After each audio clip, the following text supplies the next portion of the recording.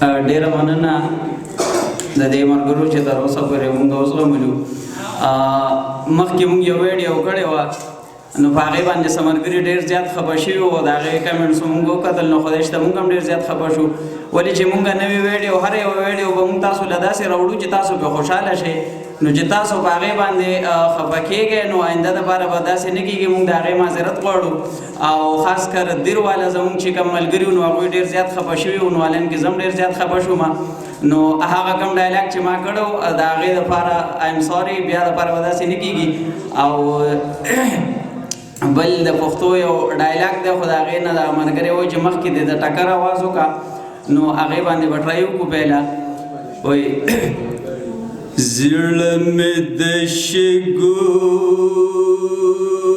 سور تنور دی نو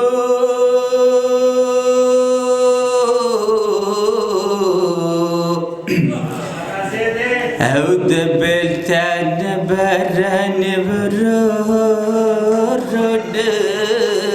نه وینه اخر به پر مخې راپرېوځمه یا د جانان غمه زه دې روغ لیونه کړمه او کابل ته مه وایه چې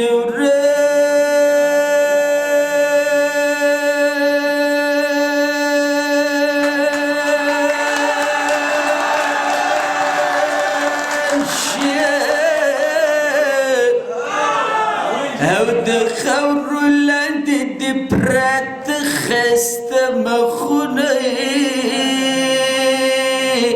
او چې اول مرګ وی او بیا ژوندون وی که نه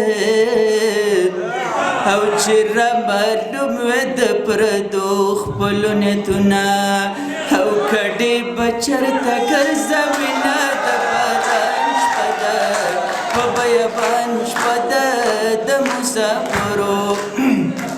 دې بس یو ډایلاګ دی د پښتو.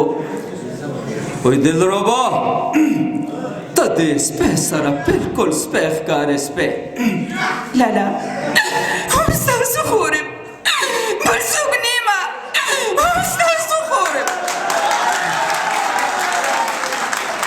بس دلربا چې د نن نه بعد ما ته رورولوه او کومه جنۍ چې د خپل خانتان نه بغاوت وکړي که نه هغه د مرګ قابله شي د مرګه نو مې وژنې که نه لالا مې وژنې که نه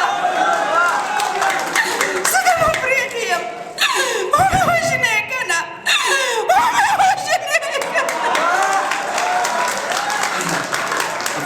دې پسې د ګلزار علم صاحب په اواز باندې به لږه ټرای وکړو.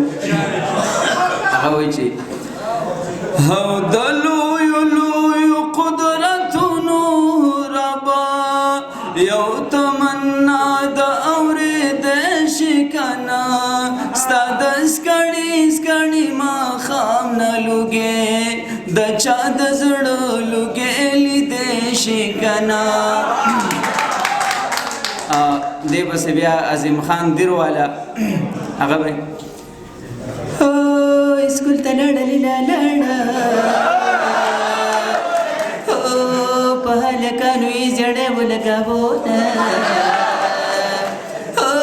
اسکوله څومره بختورې چې څه ښایسته دی هغه تا ګیر کړي دینه وړې ماجرې لاس مه وهه ور بل باندې لاړه نه شي مړه شي لا جنګ دی په کابل باندې. یو دوه ډایلاګ دی ټیم خو مختصر دی خو د پښتو یو ډایلاګ دی زوړ د نادیه ګل.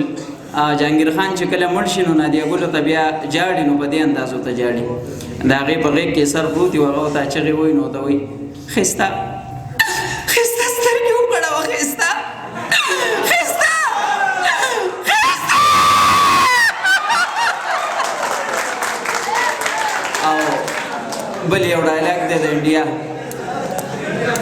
कोई काजल काजल मैं तुमसे शादी नहीं करना चाहता हूँ, मैं तुमसे नफरत करता हूँ, मैं किसी और से शादी करूँगा. नहीं राजा